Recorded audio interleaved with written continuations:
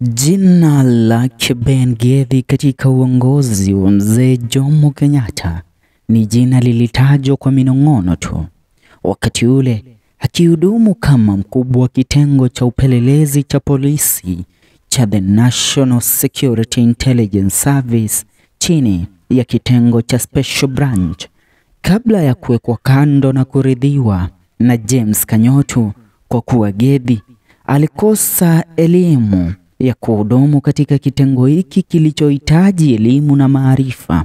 Ila maana Kenyatta alimpenda sana Gethi kwa usikivu wake na kuhakikisha kuwa kila amri iliyotoa Rais Kenyatta ilitekelezwa bila maswali. Mwaka 1965 Kenyatta alimteua Ben Gethi kama komanda wa kikosi cha kijeshi cha General Service Unit GSU. Kazi iliyomfaa sana Gethi ndipo kutekeleza wajibu wake wa kulinda uongozi wa Rais Kenyatta.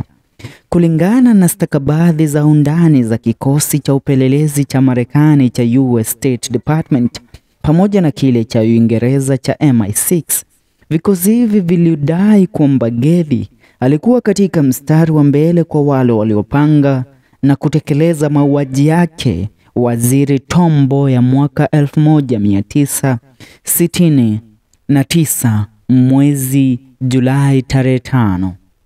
Aswa fununu zilidai kuwa Gethi mwenyewe ndiye aliyemfyatulia Mboya risasi na kumuua katikati mwa jiji la Nairobi. Kulingana na taarifa za maafisa wa kikosi cha GSU, aswa zile zilitoka kwake Bwana Daniel Songoi Seronei, aliyetajwa kama shujaa kwa kuwawinda na kuwaua majabasi sugu hapa nchini Kenya, ikiwemo the Three Musketeers, Wanogo, Washosho na Madheri. Aliwahi kukiri kuwa Ben Gethi mwaka 1975, mwaka 1975, akiwa bado anahudumu kama komanda wa GSU, ndiye aliyemfyatulia risasi na kumuua mbunge maarufu nchini Kenya Josiah Mwangi Kariuki almaarufu JM Kariuki kwa kupinga uongozi wa Kenyatta na pia kuwataja marafiki zake Rais Kenyatta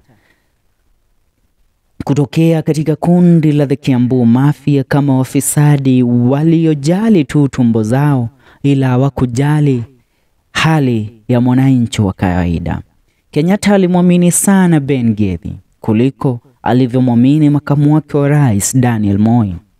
Kuna fununu kwamba siri alizobeba Ben Gethi za serikali ya Kenyatta zilikuwa nzito sana mpaka ilimbidi kukaa mbali na wake zake, ndipo ulimi usije kuteleza na akajipata amefuja siri nzito za serikali ya Kenyatta kwa wake zake.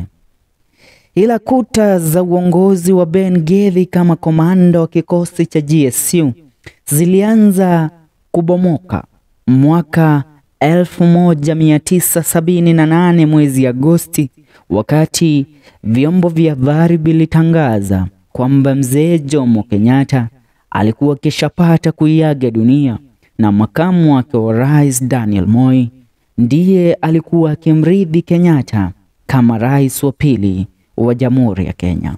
Mwaka 1982 ndipo kitumbua cha uongozi wake komanda wa kitengo cha kijeshi cha GSU Ben Gethi kiliingia mchanga katika jaribio la kumng'atua mamlakani Rais Moi lililoongozwa na afisa wa kitengo cha kijeshi cha Kenya Air Force Ezekiel Ochuka. Ben Gethi alijitwika jukumu la kuwakamata wahusika wakuu katika jaribio lile, jambo ambalo lilimshinda kulingana na ushahidi wa aliyekuwa waziri mkuu wa Jamhuri ya Kenya Raila Amolo Odinga na ambaye pia kwa sasa ni kiongozi wa upinzani nchini Kenya. Kulingana na kitabu ambacho alichokiandika Raila Odinga ambacho kinatambulikana kama The Flame of Freedom, Raila alitaja baada ya kukamatwa kwake kwa shauku ya kuhusika katika jaribio lile la mwaka 1982 1982 alipelekwa katika makao makuu ya kijeshi ya GSU na pale ndipo kwa mara ya kwanza alipatana na komishna wa polisi na komanda Ben Gethi, ambaye alikuwa katumwa rasmi na Rais Moi, ndipo kumvuruga Raila aweze kutoa majina ya wenzake waliohusika katika jaribio lile la kumng'atua rais mamlakani. Raila akidai kuwa Gethi, ambaye alikuwa mlevi jioni ile, alikuja kumwona Raila huku anatafuna mnofu wa mguu wa mbuzi. Alipomwona Raila, aliwaamrisha maafisa wake kumpiga Raila vikali sana mpaka atakapokuwa tayari kutoa majina ya wahusika wakuu katika jaribio lile la polisi. Jaribio lile samani la kumng'atua rais mamlakani. Gethi aliandamana na komanda mwenza Peter Mbuthia na Inspekta Mureithi Mwaniki. Baada ya kuona Raila kapigwa ya kutosha, Gethi aliwaamrisha maafisa wake wampe kalamu na karatasi Raila, ndipo andike majina ya watu kwa serikali ya Moi waliohusika na jaribio la kumng'atua rais mamlakani. Maandishi yake Raila yalimghadhabisha sana Gethi pale alipomtaja rafiki yake wa karibu Gethi, aliyekuwa kwa wakati ule ni waziri wa haki nchini Kenya, Charles Jonjo. Gethi alirarua karatasi ile na kumwambia Raila arudie maandishi yake kwa mara nyingine, na wakati huu ampe ripoti tofauti na ile aliyoandika. Ila Raila akawa mjanja na kurejelea maneno yale yale aliyoandika katika ripoti yake ya kwanza, na kumfanya Gethi kukasirika na kuondoka kambini.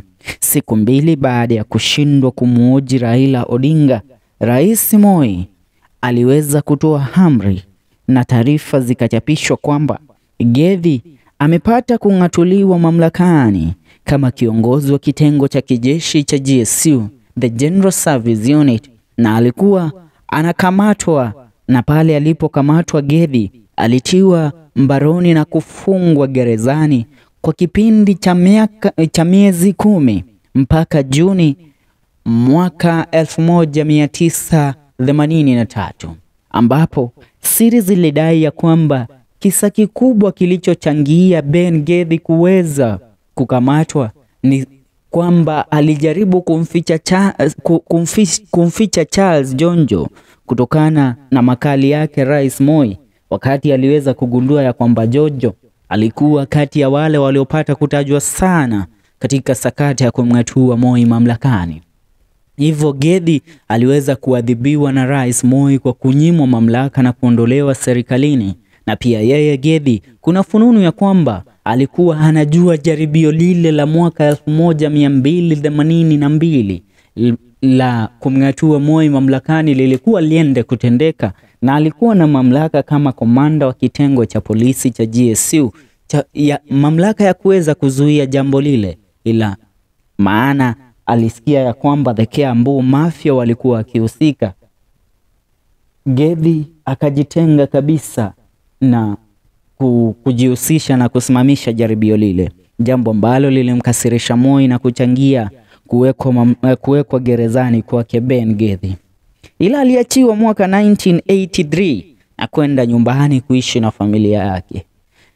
Hapa ndipo tunapotilia kikomo shajara fupi ya komanda katili zaidi kuwahi ongoza jeshi la GSU, akipagazwa jina the Kenyatta'S Hitman, maana hakuwa na maswali alipokuwa akiambiwa afanye jambo na Kenyatta. Gethi alifanya kuhudumu chini ya Kenyatta kama jinsi mbwa amrishavyo afanye jambo na ambaye ni mmiliki wake.